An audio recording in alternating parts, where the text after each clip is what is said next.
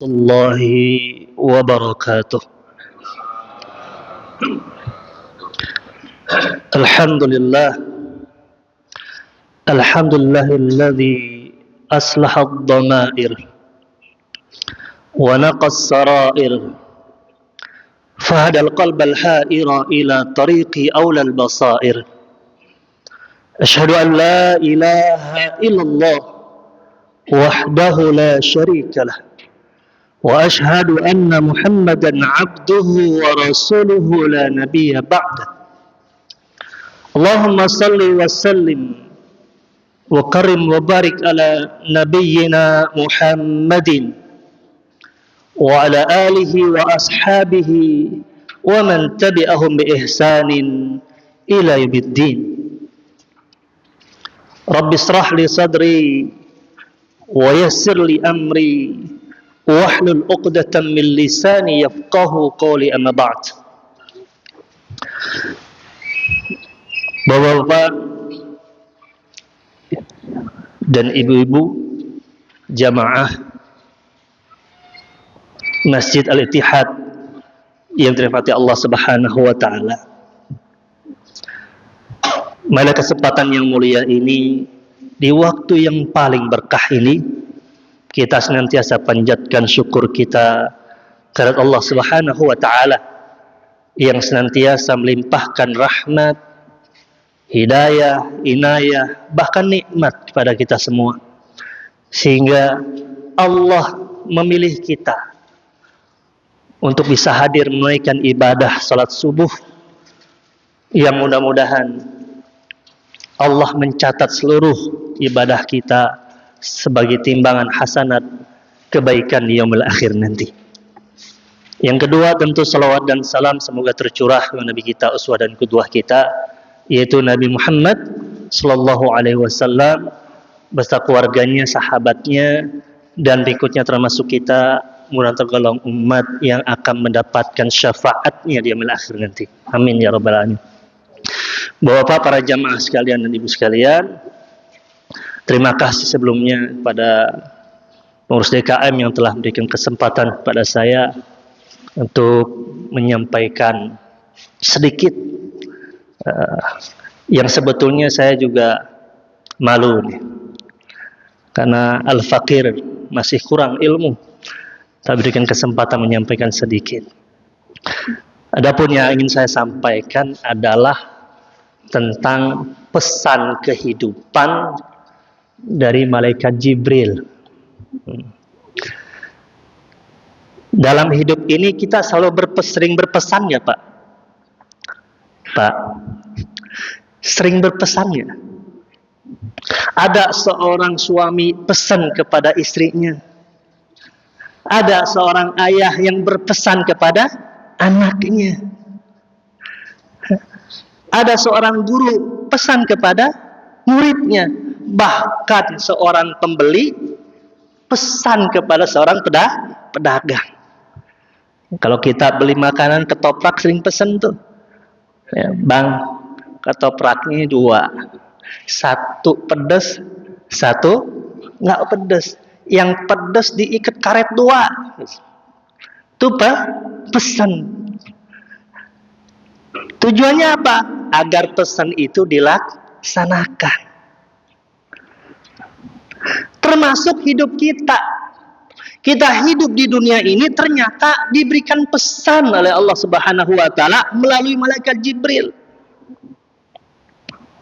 Ya. Dan itu termaktub dalam sebuah hadis yang diriwayatkan oleh Imam Hakim dalam kitab Al-Mustadraknya. Bahkan At-Tabrani pun meriwayatkan dalam Mu'jam Al-Wasitnya. Apa bunyinya? Kalau Rasulullah SAW, Atani Jibril alaihissalam, datang kepadaku Jibril. Rasulullah berkata kepada sahabat, faqala, dia berkata, ya Muhammad. Lihat kalimatnya. Kalimatnya ismu nadanya dengan kalimat bukan ya ayuhan nabi, bukan. Bukan ya ayuhan rasul, tidak. Tapi langsung dengan nama ya Muhammad. Maknanya pesan ini bukan hanya dikhususkan kepada Nabi Muhammad, tapi dikhususkan pula kepada umat manusia. Apa pesannya? Ya Muhammad, isma syi'ta fa innaka mayyitun, wa ahbib man syi'ta fa innaka mufariquh, wa'mal ma syi'ta fa innaka majziyun bih. Summa qala ya Muhammad, syaraful mu'min qiyamuhu bil lail wa 'izzuhu wastighnahu 'anil nas.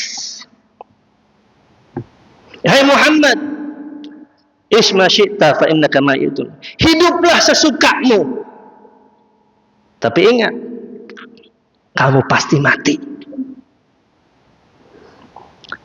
Wahbib man syi'ta fa innaka mufariquh, cintailah siapapun yang kamu pingin. Apa yang kamu ingin cintai, cintai itu. Tapi ingat, fa innahu mufariquh, engkau pasti akan berpisah dengan yang kau cintai. Wa'mal ma syi'ta, beramallah sesukamu. Fa innaka majziyun bih, tapi ingat, semua yang kamu lakukan akan ada balasannya.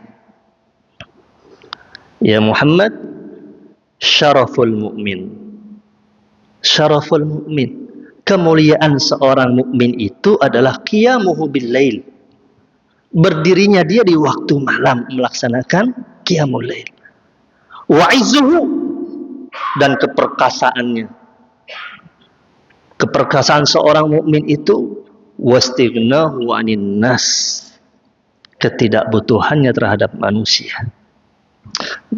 Bapak-bapak, ibu-ibu sekalian, hadis ini Masya Allah berisi tentang pesan, wasiat penting. Isinya apa? Isinya tentang prinsip-prinsip kehidupan, pesan-pesan kehidupan yang patut kita renungkan dan kita amalkan dalam kehidupan kita. Yang pertama, coba lihat. Pesan pertama adalah isma syi'ta fa innaka mayyitun. Hiduplah kalian sesukamu, tapi ingat engkau pasti akan mati. Secara sederhana nih Pak, sederhananya konsep hidup kita itu dirumuskan dalam satu kalimat. Apa kalimat itu? Inna lillahi wa inna ilaihi raji'un. Kita seringkali kalau dengar yang meninggal, ucapannya istirja namanya. Tapi sebetulnya itu merupakan konsep hidup. Kita berasal dari Allah dan akan kembali kepada Allah. Konsepnya kelihatan sederhana, tapi sungguh itu menjawab persoalan penting yang dimiliki seorang manusia. Dia akan mengetahui dari mana dia berasal dan dia akan tahu akan kembali kemana. Manusia nggak seperti robot, Pak. Robot itu nggak memiliki kebebasan. Dia bekerja sesuai dengan sistem ataupun perintah yang dibuat oleh pembuatnya. Tapi manusia beda. Meski tujuan awalnya ketika Allah ciptakan manusia adalah untuk beribadah, tapi manusia dibekali akal. Nah, kadang-kadang nih akal ini yang sering nyimpang. Ya. Akal ini yang sering bikin akal-akalan. Ya. Bahkan gak jarang bertentangan dengan misi ketika awal dia diciptain sebagai manusia. Maka kata isma syi'ta itu, para ulama menjelaskan bahwa menunjukkan bahwa peran dan kemampuan akal itu bisa berbuat apapun. Bahkan bisa melakukan sesuatu yang sejatinya itu menyimpang dari tujuannya. Tapi ingat, ternyata di samping Allah berikan kebebasan, Allah ingatkan melalui malaikat Jibril. Ya. Manusia dihadapkan pada satu kenyataan dan nggak bisa dibantah. Dia pasti akan mati. Maka terserah. Hidup kita mau gimana, terserah. Mau jadi baik, monggo, silahkan. Mau jadi buruk, sama silahkan. Mau jadi orang baik atau penjahat silakan. Tapi ingat, dia pasti mati. Maka sering kita dengar tuh lagu tuh. Orang kaya mati, orang miskin mati, raja-raja mati, rakyat biasa bagi kita pasti mati. Ya. Makanya Allah tegaskan, fa idza jaa ajaluhum la yastakhiruna sa'ata wa la yastaqdimun. Tiap-tiap manusia mempunyai batas. Ajal itu artinya batas. Tapi kalau ketika datang batasnya, nggak bisa dimundurin, nggak bisa dimajuin. Dia akan datang menjumpai kita. Oleh karenanya, Bapak sekalian, Ibu sekalian, Allah kasih kebebasan. Yuk, silakan kamu berbuat apapun. Tapi ingat, kamu pasti mati. Ketika kita ingat mati, maka harusnya itu menjadi pemicu semangat kita untuk beramal saleh. Maka ingat syair yang dibuat oleh Imam Syafi'i dalam diwannya. Apa yang dulu katakan? Tazawwad minat taqwa fa innaka la tadri. Idza jinnul lailun hal ta'isu ilal fajri. Berbekallah ketakwaan, karena sesungguhnya engkau nggak tahu jika malam tiba apakah engkau masih bisa hidup hingga pagi hari. Wa kam min sahihin mata min ghairi illatin wa kam min alilin asa hinan minad dahri. Betapa banyak orang yang sehat kemudian meninggal tanpa diketahui, didahului oleh sakit. Dan betapa banyak orang yang udah sakit lama tapi bisa hidup hingga beberapa lama.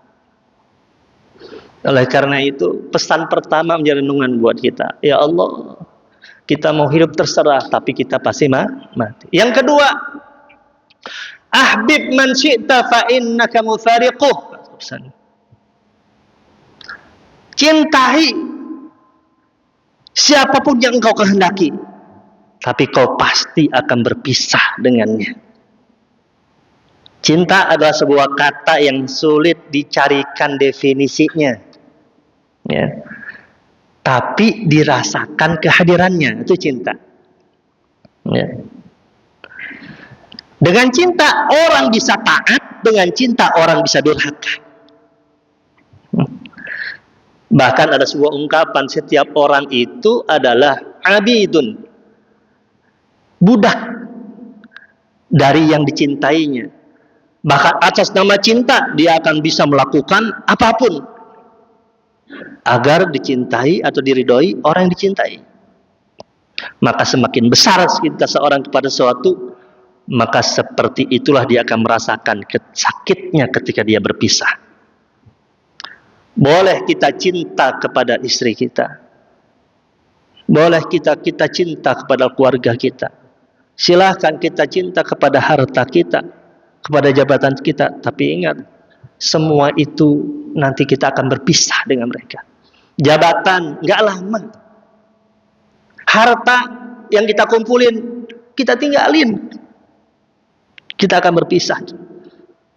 Maka Allah tegaskan, zuyyina lin-nasi hubbus syahawat minan nisa wal banin wal qanatir al muqantara minadh dhahabi wal fiddah wal khayl musawwamata wal an'am wal harth dzalika mata'ul hayatid dunya wallahu indahu husnul ma'ab. Kalimatnya ditutup dengan wallahu indahu husnul ma'ab.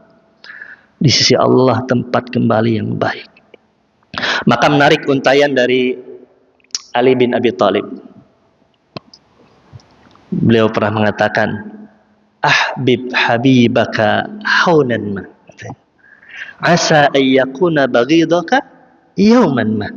Cintailah orang yang kamu cintai sekedarnya. Bisa jadi suatu hari nanti dia menjadi orang yang kamu paling benci. Wa baghidaka haunan ma asa ayyakuna habibaka yauman ma. Dan bencilah seseorang itu sekedarnya, karena sejadi suatu hari nanti dia menjadi orang yang paling kamu cintai. Maka seorang muslim, puncak cintanya dan seluruh ambisinya hanya ditujukan kepada Allah Subhanahu wa ta'ala. Dan kecintaan yang terbaik itu adalah yang akan bisa memasukkan kita dalam surganya Allah adalah mentauhidkan Allah. Di dunia ini ada surga, kata Imam Ibnu Taimiyah. Inna fid dunya jannatun wa man lam yadkhuluha lam yadkhulul jannatal akhirah. Sungguh di dunia itu ada surga, tapi barang siapa yang belum memasukinya di dunia itu, dia nggak akan masuk surga di akhirat. Apa surga itu? Surga itu adalah mahabbatullah, cinta kepada Allah. Maka kita hidup ini, orientasi kita adalah dalam kerangka cinta kepada Allah. Bekerja kita cinta karena Allah. Mencintai istri kita karena cinta kepada Allah. Menjalankan perintah Allah. Nah, itulah pesan yang kedua. Pesan yang ketiga,